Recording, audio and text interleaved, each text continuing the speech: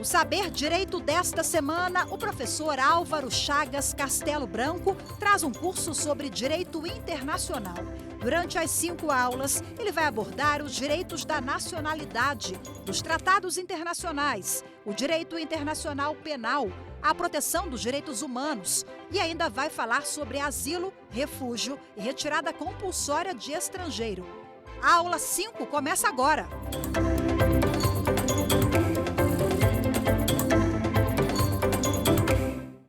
Olá pessoal, então vamos aqui iniciar infelizmente a nossa última aula. Fico triste por ser a nossa última aula e nós vamos encerrar com um tema que acaba sendo realmente um fechamento do que nós falamos aqui. Por quê? Porque eu vou tentar dividir essa aula em 2 momentos. Primeiro falar do refúgio e do asilo. O refúgio acaba sendo mais importante que o asilo. E depois vou falar um pouco sobre a condição jurídica do estrangeiro, questões relacionadas à deportação, expulsão e extradição, que seriam aí saída compulsória do estrangeiro do Brasil, ok? Então vamos começar a falar do refúgio. E por que eu disse para vocês que o refúgio, pessoal, acaba complementando e sendo o fechamento das nossas aulas? O que é o refúgio? Quem é o refugiado?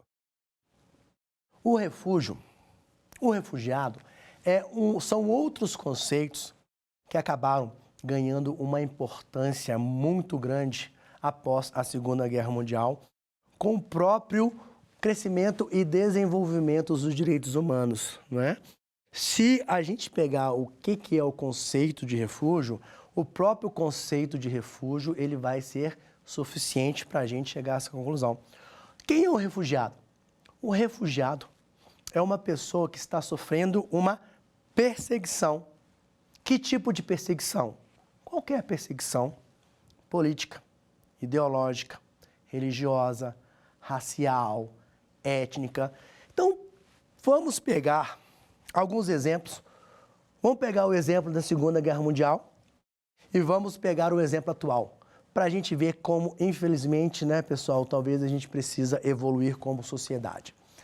Nós sabemos que uma das questões mais deploráveis, uma das questões mais tristes da Segunda Guerra Mundial foi a perseguição racial que o partido nazista levou a cabo contra algumas minorias. Entre eles quem? Vocês sabem tão bem como eu. Judeus, negros, deficientes, homossexuais.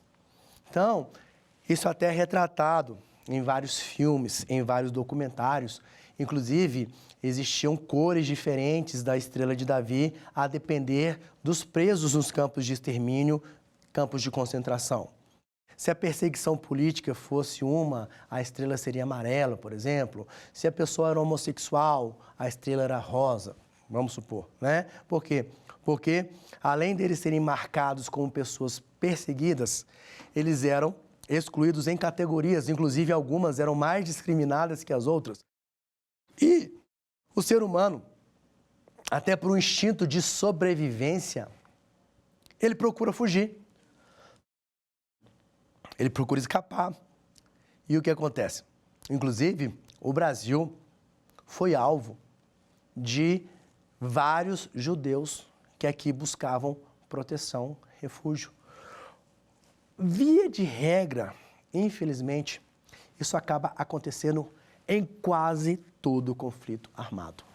Logo depois da Segunda Guerra Mundial, foi criado um tratado muito importante chamado Estatuto dos Refugiados, que eu nem vou ler muito para vocês, porque eu prefiro ler a lei.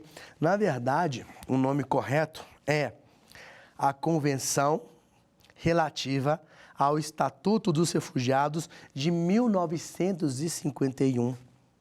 Essa convenção, por mais que ela tenha sido internalizada no ordenamento jurídico brasileiro, ela acabou perdendo a sua importância com a edição da Lei 9474, de 22 de julho de 1997.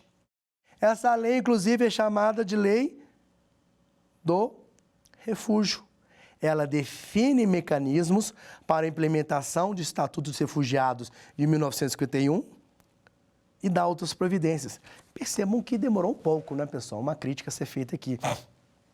O Estatuto dos Refugiados, é de 1951, essa lei de 1997. Verifiquem aqui comigo a amplitude do conceito de refugiados e após eu fazer a leitura, eu vou esclarecer um outro detalhe para vocês. Conceito: será reconhecido como refugiado todo indivíduo que, devido a fundados temores de perseguição por motivos de raça, religião, nacionalidade, grupo social ou opiniões políticas, encontre-se fora de seu país de nacionalidade e não possa ou não queira acolher-se à proteção de tal país. 2. Não tendo nacionalidade e estando fora do país onde antes teve sua residência habitual, não possa ou não queira regressar a ele em função das circunstâncias descritas no inciso anterior. Por último, devido à grave e generalizada violação de direitos humanos, é obrigado a deixar seu país de nacionalidade para buscar refúgio em outro país. Então, percebam que praticamente abarca todas as situações de perseguição. Eu disse para vocês que ia fazer um complemento bem atual. Olha só, vocês se recordam que o Haiti, um país paupérrimo, talvez o país mais pobre das Américas, ele é um país, infelizmente, fadado a algumas situações de tristeza, de vulnerabilidade, crises políticas, guerrilhas internas e, infelizmente, pessoal, situações naturais, como, por exemplo, terremotos, né? Furacões. E nos últimos, acho que 10, 20 anos, pelo menos em 2 situações, o Haiti foi atingido por tremores de terra, terremotos de alta intensidade que geraram destruição e morte. Ok? Então, olha só, as pessoas já eram pobres, já não tinham recursos econômicos. E ainda veio uma tragédia dessa natureza. Um volume muito grande de haitianos começou a vir para o Brasil e eles sustentavam um chamado refúgio ambiental, né? Dizendo o seguinte: olha, a minha perseguição não é política, a minha perseguição não é religiosa, a minha perseguição não é racial, a minha perseguição, na verdade, é apenas uma necessidade de sobrevivência. Eu não tenho nada a perder e eu procuro uma vida nova, né? Talvez o Brasil, com todos os problemas sociais e econômicos que nós tenhamos, de criminalidade, que também não vem aqui ao caso, talvez seja a melhor opção para eles, né? E isso vem sendo aceito. Hoje em dia, qualquer tipo de perseguição, de flagelo, é entendido como um subsídio, um elemento para a concessão do refúgio, ok? O refúgio é tão amplo que ele se estende aos familiares. Olha o que diz o artigo 2º. Os efeitos da condição dos refugiados serão extensivos ao cônjuge, aos ascendentes e descendentes, assim como os demais membros do grupo familiar que do refugiado dependerem economicamente, desde que se encontrem em território nacional. Desculpe. Então percebam que é bem amplo. Agora, o refúgio também não pode ser entendido de maneira absoluta. Existem pessoas que não podem fazer uso do refúgio. São situações bem pontuais, mas vocês devem saber. Não se beneficiarão da condição de refugiados os indivíduos que, 1. Já desfrutem de proteção ou assistência por parte de organismo ou instituição das Nações Unidas que não o Acnur. 2. Sejam residentes do território nacional e tenham direitos e obrigações relacionadas com a condição de nacional brasileiro. Então, o brasileiro ele não pode pedir refúgio aqui no Brasil. E 3. Tenham cometidos crimes contra a paz, crime de guerra, crime contra a humanidade, crime hediondo, participado de atos terroristas ou tráfico de drogas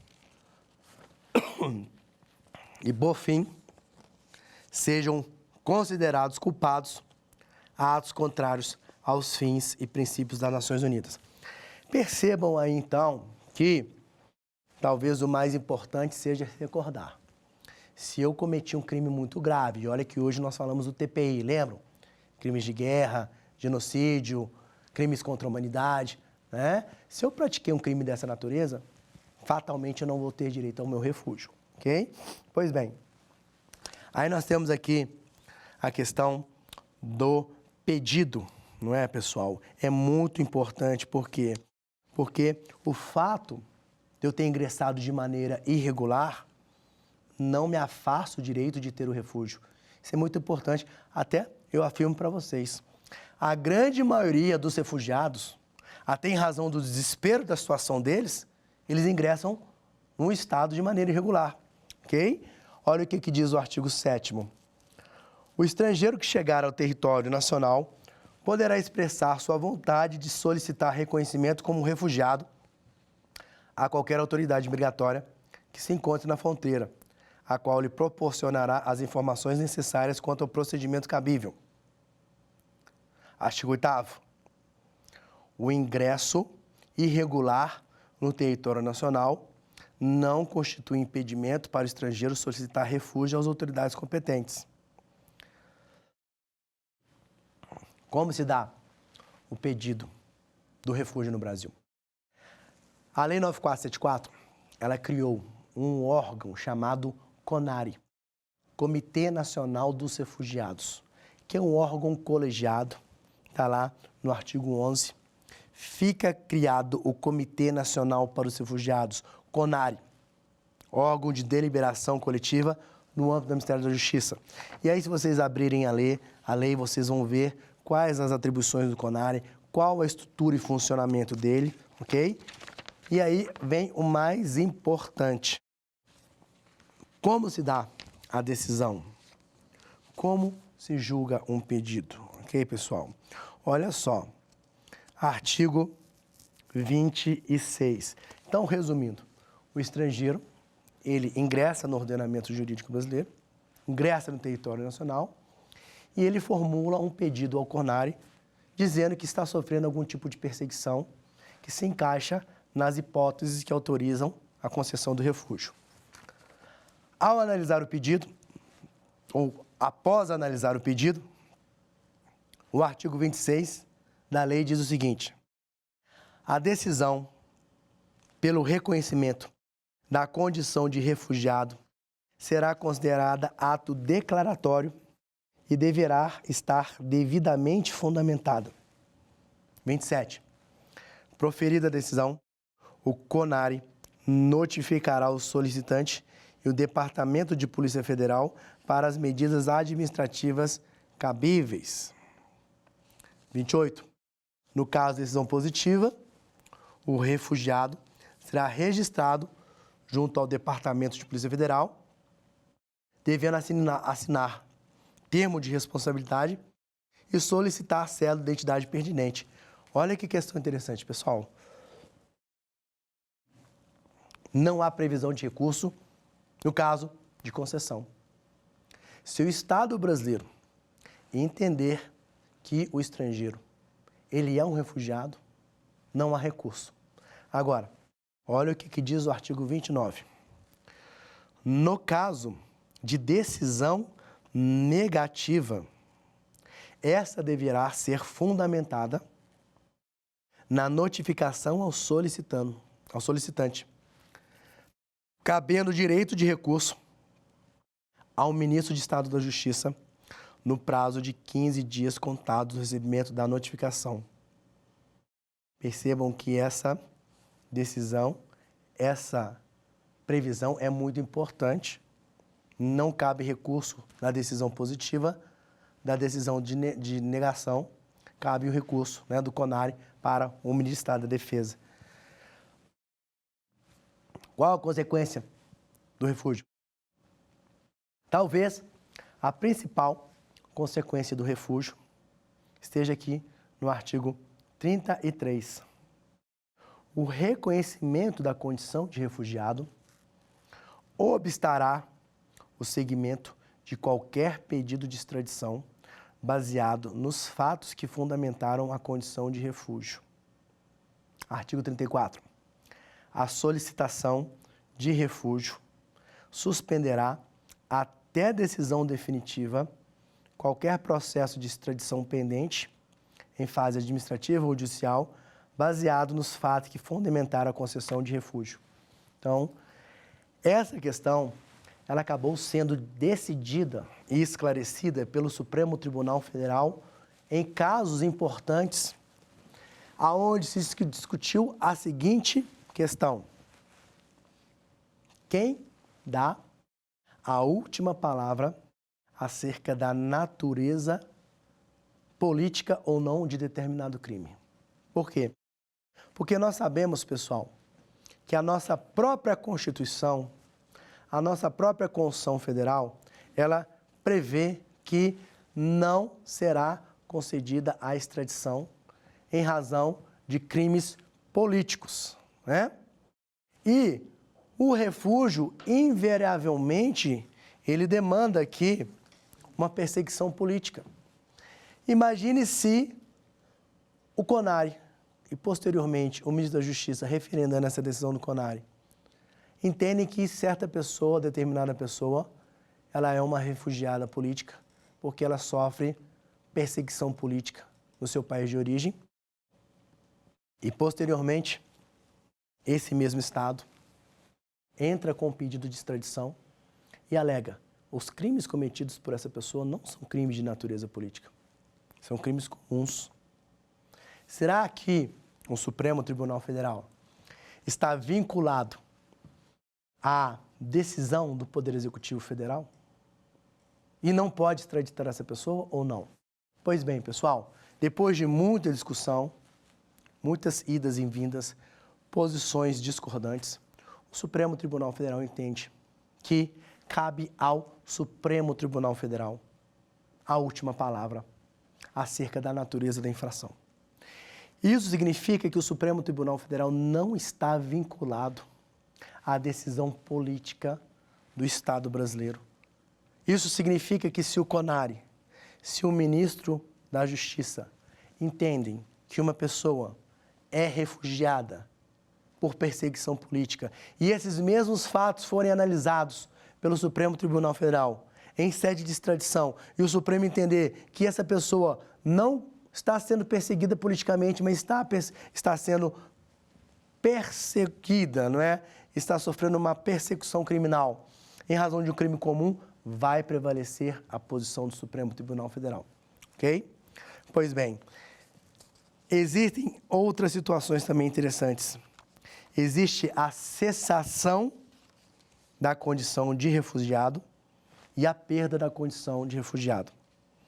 O artigo 38 diz: cessará a condição de refugiado as hipóteses em que o estrangeiro voltar a valer-se da produção do país de que é nacional, recuperar voluntariamente a nacionalidade outrora perdida, adquirir nova nacionalidade, estabelecer-se novamente de maneira voluntária no país que abandonou, não puder mais continuar a recusar a proteção do país de que é nacional, ou, sendo apátrida, estiver em condições de voltar ao país. Ou seja, resumindo, cessará a condição de refugiado quando o estrangeiro puder voltar a valer-se da sua proteção do país de que tem nacionalidade. Aí a perda está no artigo 39, implicará perda da condição de refugiado. A renúncia. 2. A prova da falsidade dos fundamentos invocados para o reconhecimento da condição de refugiado. 3. Exercício de atividades contrárias à segurança e à ordem pública. 4. Saída do território nacional sem prévia autorização do governo brasileiro. Então, nessas situações, entende-se que o estrangeiro, ele renunciou ao seu refúgio e vai perder essa condição, portanto, toda aquela proteção, todo aquele arcabouço jurídico de proteção deixa de existir. Esse é o refúgio. Vamos falar rapidamente do asilo. Pessoal, o asilo, ele não é um instituto com a amplitude do refúgio por vários motivos. Primeiro, o refúgio é um instituto que eu diria para vocês tem um caráter universal. Praticamente todos os países evoluídos, eles têm ou uma lei própria sobre refúgio, ou eles aderiram ao Estatuto dos Refugiados de 1951. Quando a gente fala do asilo, o asilo é um instrumento de uso restrito regional no âmbito da América Latina. As convenções que disciplinam o asilo são convenções regionais, sobretudo das Américas. Quando a gente fala de asilo, existem duas formas de asilo. Existe o asilo diplomático e o asilo territorial, ok? Vamos fazer aqui um paralelo entre o asilo e o refúgio. Eu disse para vocês que o refúgio, ele é a proteção dada a uma pessoa que sofre uma perseguição, e eu disse para vocês qualquer tipo de perseguição. Perseguição política, perseguição racial, ideológica, até ambiental. O asilo não, pessoal. Por isso que o asilo, é difícil você falar refúgio político, porque o refúgio, né, é amplo. Mas o asilo, vira e mexe, ele é acompanhado do termo político, asilo político, né? O asilo, ele vai ser concedido a uma pessoa que esteja sofrendo uma perseguição política. E como eu disse para vocês, existem duas espécies de asilo. O asilo diplomático e o asilo territorial. O que vem a ser o asilo diplomático? O asilo diplomático é a proteção que o Estado brasileiro vai dar a uma pessoa que sofra perseguição em outro país. Então, vocês imaginam, vocês devem já estar pensando assim, bom, onde é que o Brasil, então, pode oferecer um asilo diplomático? Numa embaixada, né? Isso também é comum em filme. Eu vi uma vez um filme, A Casa dos Espíritos, eu acho, né? Que conta o que aconteceu no Chile, a tomada do poder dos militares, né? E eu lembro porque, no final do filme, quem queira dar um spoiler, um filme mais antigo, mas as pessoas que estão sendo perseguidas, elas buscam abrigo, né, pessoal, na embaixada. Não que a embaixada seja um território estrangeiro, mas porque ali é uma área imune à jurisdição, ok? Já, via de regra, pessoal, o asilo diplomático ele é meramente temporário, até que a pessoa consiga um salvo-conduto e venha receber a proteção no seu estado, né, que está oferecendo o asilo, que é o chamado asilo territorial. Ao contrário do refúgio, não existe uma lei sobre asilo. Existe um único dispositivo que eu vou ler para vocês aqui, na lei de imigração, que fala que se o asilado deixar o Estado brasileiro, ele perde a condição de asilado. Então, eu diria para vocês, como mencionei há pouco, o refúgio, ele acaba sendo muito mais cobrado, acaba sendo muito mais estudado, acaba sendo muito mais demandado, até em razão dessas características todas que eu trouxe para vocês, ok? Então, como eu disse para vocês, pessoal, olha só que interessante. Se vocês abrirem a lei de imigração, eu mencionei com vocês a primeira aula. Na primeira aula eu disse que a lei de imigração ela trazia questões relacionadas à nacionalidade também, né? Trazia questões relacionadas à condição jurídica do estrangeiro e ela traz também dispositivos sobre a saída compulsória do estrangeiro do Brasil, mas apenas para lembrar vocês, olha o que diz o artigo 27 da lei. O asilo político, que constitui ato discricionário do Estado, poderá ser diplomático ou territorial e será outorgado como instrumento de proteção à pessoa. Olha só que a lei traz um dispositivo que é muito semelhante ao refúgio.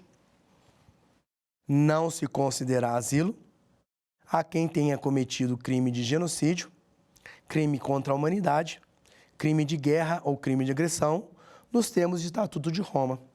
Artigo 29.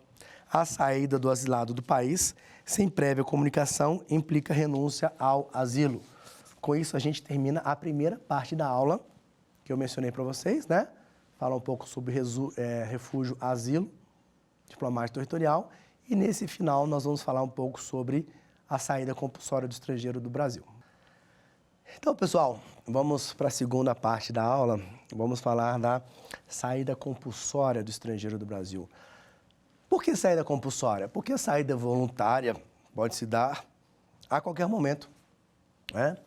O estrangeiro ingressou no Brasil, ficou aqui uma semana, 15 dias, um mês, 30 dias, ele sai voluntariamente, no momento que quiser. A grande questão é, quando se dá a saída compulsória? Bom, primeiro detalhe, existe um instituto que não é necessariamente uma saída compulsória. Por quê? Porque o estrangeiro sequer entrou no Brasil. Ele entrou de fato, mas isso é muito comum. Imagina só que o estrangeiro ele venha num voo para o Brasil e ele não tem um visto ou ele tem alguma situação que impossibilita o seu ingresso no território nacional. Ele está fisicamente no território nacional, mas ele ainda não passou pela barreira de imigração, ele não passou pela alfândega, não passou pela Polícia Federal. Se ele é colocado num voo de volta, muitas pessoas entendem que ele foi deportado, expulso, extraditado. Não. Esse instituto, ele tem um nome. Se chama repatriação. Está lá no artigo 49 do Estatuto, da Lei de Imigração. E olha que o caput, de certa maneira, é claro nesse sentido. A repatriação consiste em medida administrativa de devolução de pessoa em situação de impedimento ao país de procedência ou de nacionalidade. Percebam, devolução de pessoa em situação de impedimento ao país, ok? Parágrafo 1º. Será feita imediata comunicação do ato fundamentado de repatriação à empresa transportadora e à autoridade consular do país de procedência ou da nacionalidade do migrante ou do visitante ou a quem representa. E aí a Defensoria Pública da União poderá participar ou deverá ser notificada a acompanhar o processo de repatriação, mas é um procedimento bem simples, tá, pessoal? Então, não se esqueçam, ser barrado no aeroporto não é deportação, não é expulsão, é repatriação. Aí sim, nós vamos falar da deportação. Vou resumir para vocês e depois vou indicar os artigos ali. O que vem ser a deportação? Pessoal, a deportação é a saída compulsória de um estrangeiro do Brasil em razão de uma irregularidade na sua estadia. Invariavelmente, uma irregularidade, porque o ingresso se deu de maneira irregular. Por exemplo, o ingresso clandestino. A Lei de Imigração determina que todo estrangeiro que ingressar ao Brasil deve ingressar por um posto de entrada oficial, seja via marítima, aérea ou terrestre.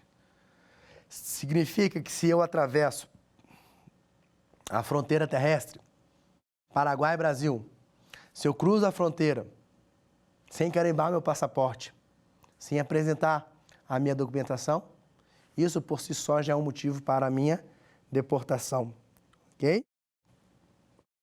O que vem a ser a expulsão? Na expulsão, pessoal, a gente não analisa necessariamente a regularidade ou não da pessoa no país. A gente analisa muito mais uma questão de mérito, de conveniência e oportunidade da permanência daquela pessoa aqui. Olha o que diz o artigo 50, pessoal. A deportação é medida decorrente de procedimento administrativo que consiste na retirada compulsória de pessoa que se encontre em situação migratória irregular em território nacional. Aí tem todo o procedimento lá, tá, pessoal? É interessante porque a deportação, via de regra, ela não é feita imediatamente. Olha o que diz o parágrafo 1º. A deportação será precedida de notificação pessoal ao deportando, da qual constem expressamente as irregularidades verificadas e o prazo para a regularização não inferior a 60 dias, podendo ser prorrogado por igual período, por despacho fundamentado, mediante compromisso de a pessoa manter atualizadas suas informações domiciliares. E aí tem todo o prosseguimento lá na lei, todo o procedimento que deve ter acompanhamento também da Defensoria Pública da União, devem ser garantidos aí, ao mínimo, uma defesa, né, para que o estrangeiro possa comprovar aí que não está numa situação de irregularidade, para que possa tentar sanar a irregularidade que motivou a sua deportação, ok? E aí, por fim, olha só o que diz o artigo 53. Não se procederá à deportação se a medida configurar extradição não admitida pela lei brasileira. Significa que, se o Supremo Tribunal Federal entender que uma pessoa não pode ser extraditada, ela também não pode ser deportada. Por quê? Porque essa deportação seria uma tentativa de circular um processo de extradição. Expulsão, pessoal, olha só, a expulsão consiste na medida administrativa de retirada compulsória de imigrante ou visitante do território nacional, conjugada com o impedimento de reingresso por prazo determinado. Então, percebam, na deportação, eu não falei nada sobre prazo. Eu não falei nada que o estrangeiro ele fica impedido de retornar ao Brasil. Não. Aí nós temos as situações aí que dão causa à expulsão. São várias no artigo 1º, parágrafo 1º, parágrafo 2º, tá, pessoal? Existe uma questão também interessante sobre a expulsão. Existem vedações objetivas à expulsão que não se aplicam à extradição e à deportação. Fique bem claro para vocês. Artigo 55. Não se procederá à expulsão quando a medida configurar extradição inadmitida pela legislação brasileira, mesma coisa da deportação. Quando expulsando tiver filho brasileiro que esteja sob sua guarda ou dependência econômica ou socioafetiva, ou tiver pessoas brasileiras sob sua tutela. B. Tiver cônjuge ou companheiro residente no Brasil, sem discriminação alguma, reconhecido judicial ou legalmente. C. Tiver ingressado no Brasil até os 12 anos de idade, residindo desde então no país, for pessoa com mais de 70 anos que resida no país há mais de 10 anos, considerada a gravidade e o fundamento da expulsão. Então, são esses as situações que impedem objetivamente a expulsão de uma pessoa. Vejam que dizem respeito aí ao próprio vínculo que essa pessoa tem com o Brasil. Se tiver filho brasileiro, se tiver cônjuge brasileiro, se tiver mais de 70 anos, ou se tiver chegado ao Brasil com menos, até os 12 anos de idade, não é, pessoal? Um último elemento para a gente começar a falar da extradição, uma vedação importante, artigo 61. Não se procederá à repatriação, à deportação ou à expulsão coletivas. Feito esses esclarecimentos, nós vamos para o último elemento da nossa aula de hoje, que é a extradição. O que vem ser a extradição, pessoal? A extradição é um procedimento de cooperação jurídica internacional que consiste na entrega de uma pessoa a uma jurisdição estrangeira. Percebam que aqui não é internacional, é estrangeira mesmo. Em razão da prática de um crime, ok? Então, neste caso, a pessoa cometeu um crime no exterior, por algum motivo, não se encontra no país que requer a extradição para responder ao processo criminal, esse país, então, vai fazer um pedido de extradição. Essa extradição vai ser analisada em 2 momentos. Por quê? Porque é engraçado, eu esqueci de mencionar isso para vocês. Todos os procedimentos que eu li com vocês anteriormente, a repatriação, a deportação e a expulsão, são procedimentos exclusivamente administrativos. Não há qualquer participação do Poder Judiciário, a não ser, obviamente, se eu alego o cometimento de alguma irregularidade, alguma ilegalidade, e entre com uma ação, um mandado de segurança, um habeas corpus, ok?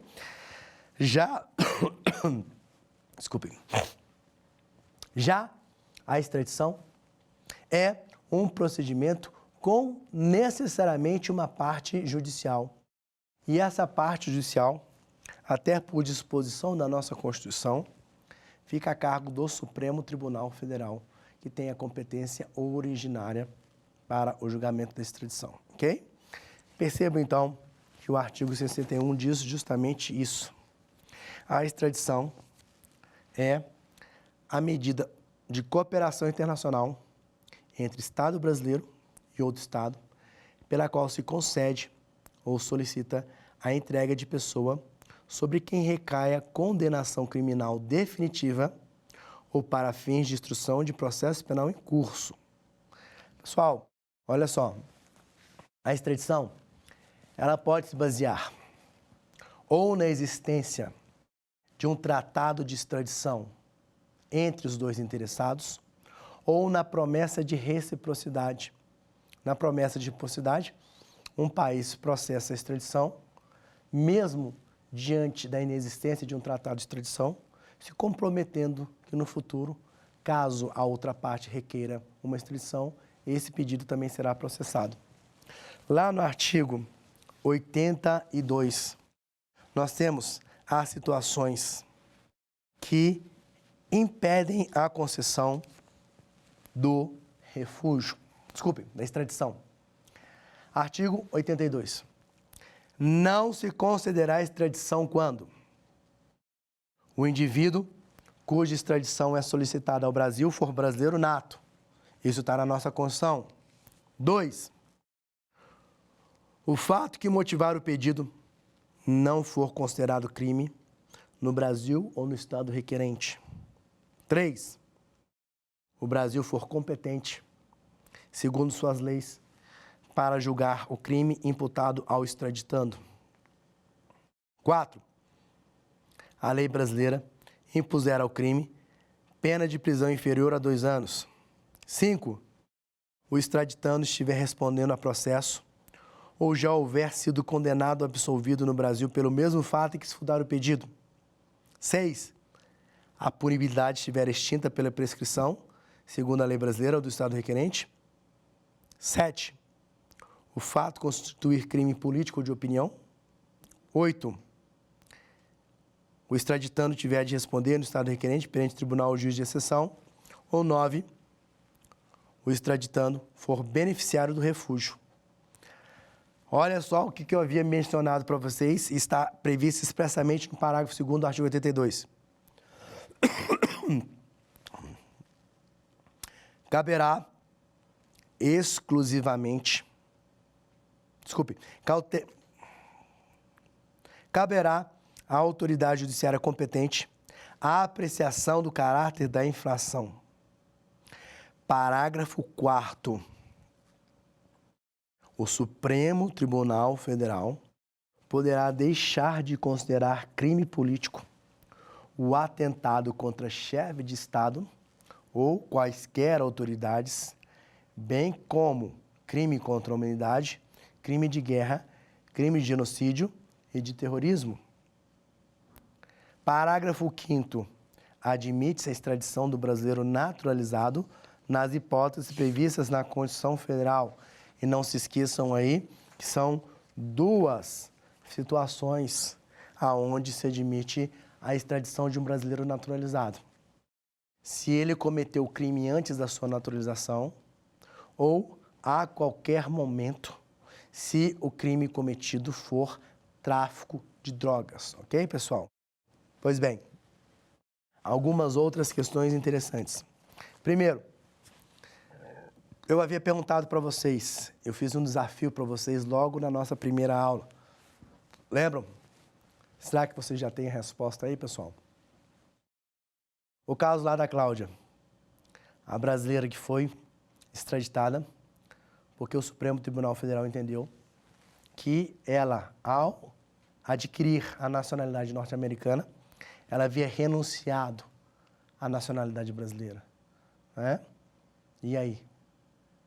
E nós vimos lá que o parágrafo 5º do artigo 12 agora menciona expressamente que a pessoa que renunciou à sua nacionalidade pode, a qualquer tempo, pleitear novamente a nacionalidade brasileira. Se ela requerer novamente a nacionalidade brasileira, ela teria direito a rever essa extradição? Aquilo que eu disse para vocês, né, pessoal? É óbvio que essa questão não é tão simples. Seja juridicamente, seja politicamente. Ainda que o Supremo Tribunal Federal, por exemplo, reveja o seu julgamento e fale, olha, realmente ela voltou a ser brasileira nata, então ela não pode ser extraditada. Estados Unidos, por favor, devolva. É óbvio que os Estados Unidos não vão estender um tapete vermelho e falar, toma de volta. Não, né? Mas sob fins de uma discussão jurídica, temos que pensar a respeito, ok? Pois bem, pessoal, o que mais? Olha só, na lei antiga, que era o chamado Estatuto do Estrangeiro, havia um entendimento de que a prisão do extraditando era uma condição de procedibilidade do pedido extradicional. Esse entendimento não existe mais, inclusive está aqui na lei. Olha só o que diz o artigo 86, ok? Na verdade, 84.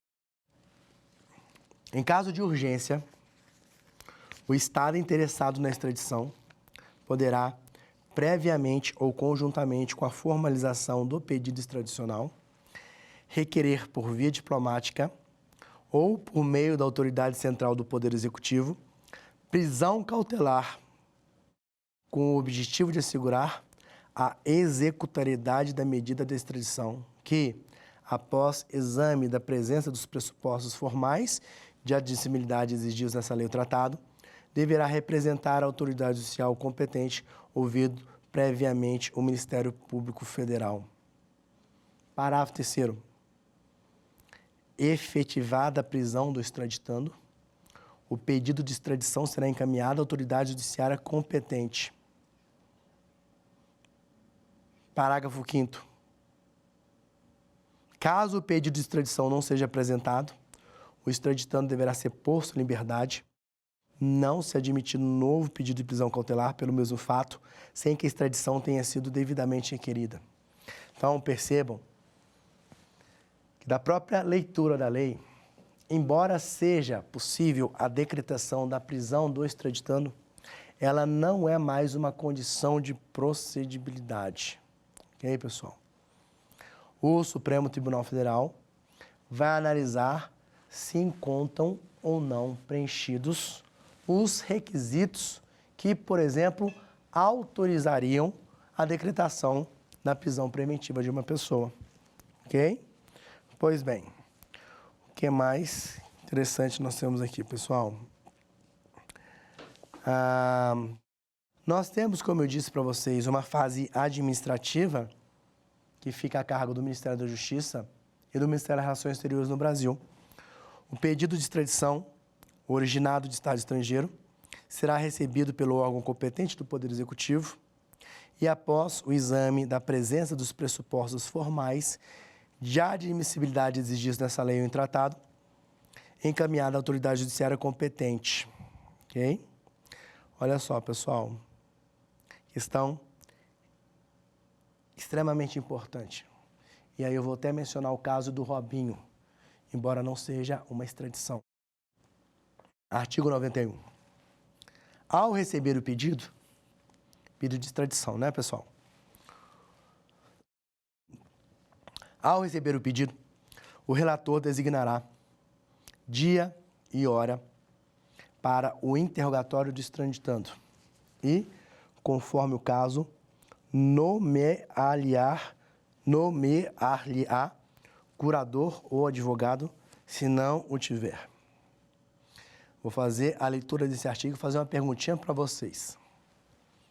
A defesa do extraditando, né, pessoal, a ser apresentada no prazo de 10 dias contado da data do interrogatório, versará sobre a identidade da pessoa reclamada, defeito de forma do documento apresentado ou ilegalidade da extradição.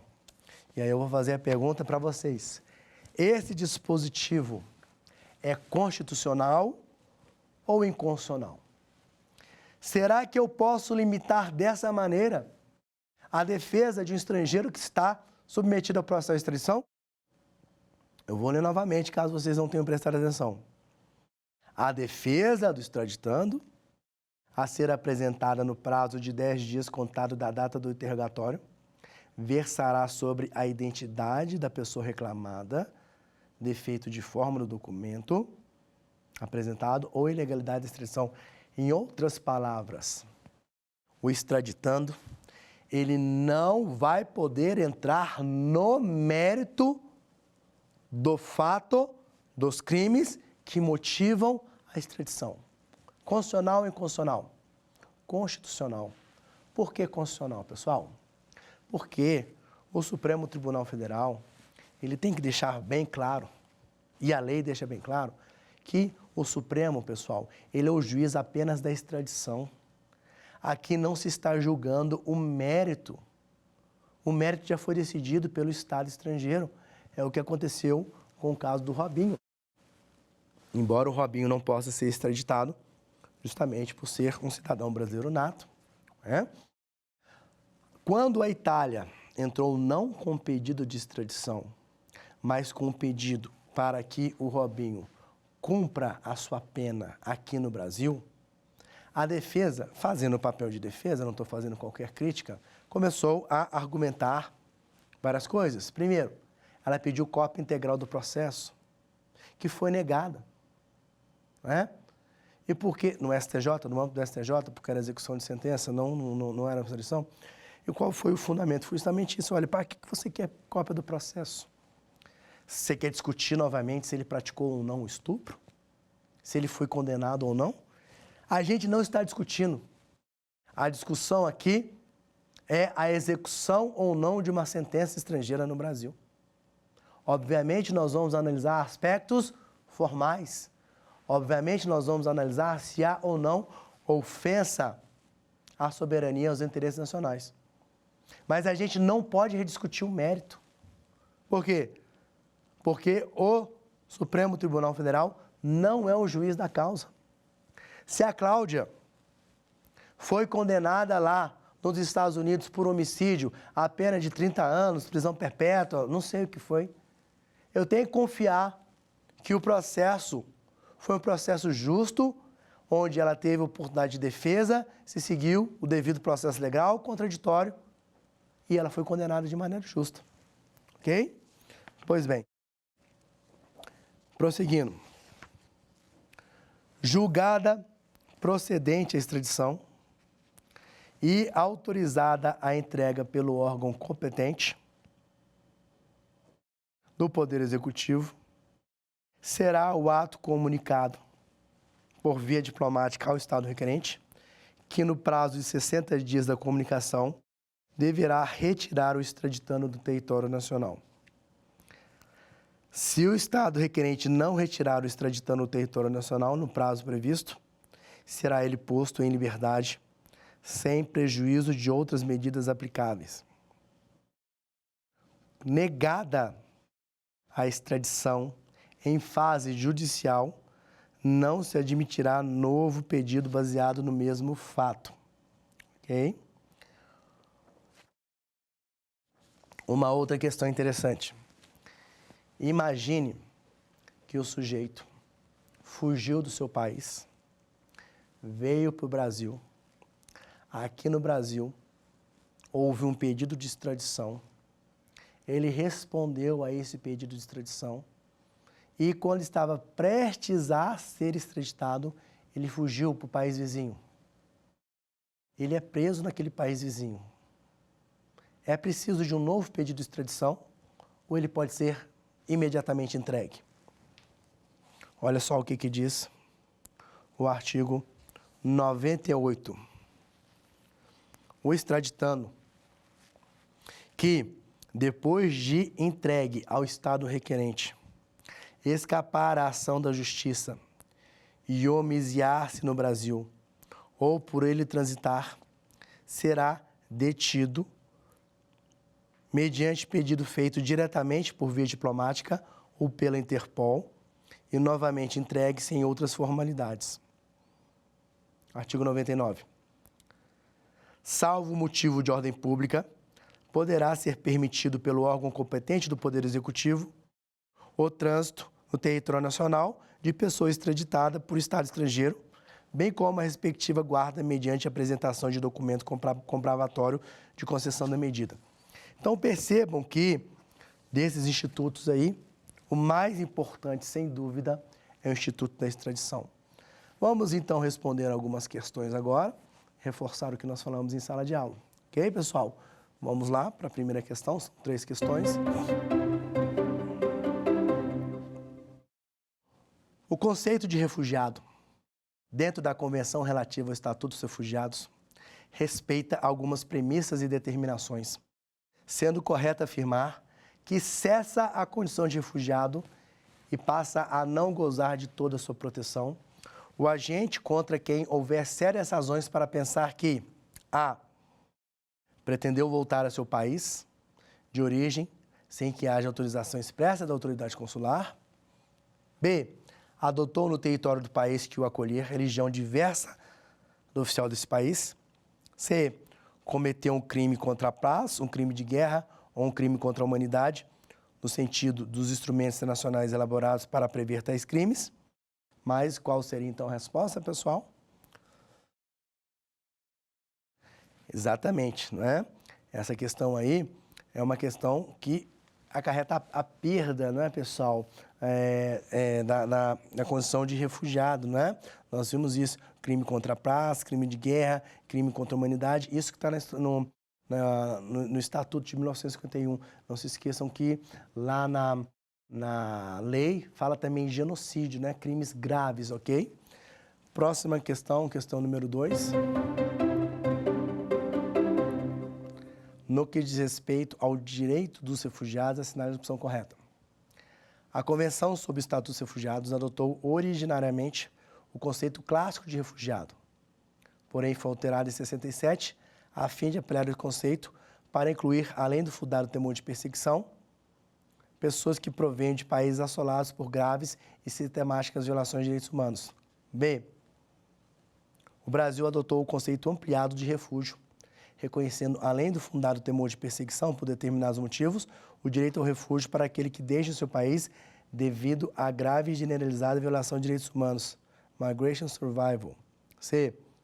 O conceito clássico de refúgio tem por base o fundado temor de perseguição, que não necessariamente precisa estar vinculado a algum motivo válido, como, por exemplo, a perseguição por motivo de opinião política, o que aproxima o refúgio do Instituto do Asilo Político. Qual seria a resposta correta, pessoal? B, né? Eu, inclusive, disse isso para vocês no caso dos haitianos, né, pessoal? Há uma ampliação do conceito do refúgio. O refúgio hoje é um instituto tão amplo que não é aplicado apenas em questões de perseguição política, ao refúgio ambiental, ao refúgio em razão de situações de catástrofe, não é, pessoal? Eu gostaria aqui novamente de agradecer a participação de todos, tá? Espero que essa aula tenha acrescentado questões importantes no estudo de vocês, ok? E muito boa sorte na atividade, seja acadêmica ou profissional de vocês. Um abraço e até a próxima. Quer dar alguma sugestão de tema para os cursos do Saber Direito? Então mande um e-mail para a gente, saberdireito@stf.jus.br. Você também pode estudar pela internet. Acesse o nosso site radioetvjustiça.jus.br ou pode rever as aulas no canal do YouTube, @Rádio e TV Justiça.